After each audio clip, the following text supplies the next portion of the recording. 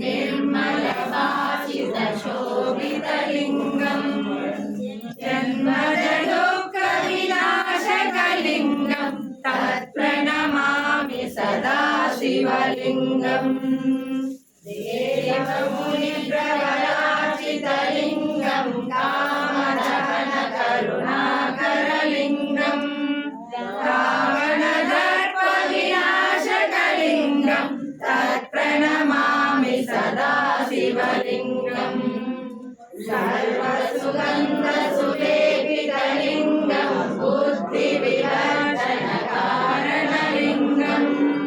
सिद्धसुरासुरवन्दितलिङ्गम् तत्प्रणमामि सदा शिवलिङ्गम्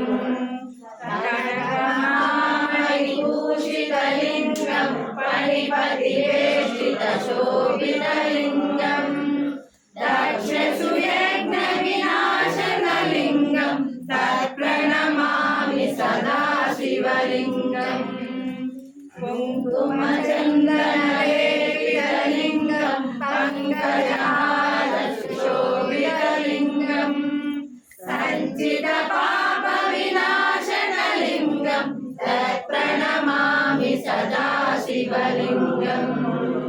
देवगणार्चितसेवितलिङ्गम् भावये भक्तिविदेव च लिङ्गम्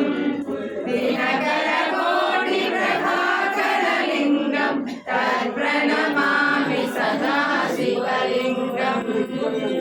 अष्टलोकपरिवेष्टितलिङ्गम् सर्वसमुद्भवकारणलिङ्गम्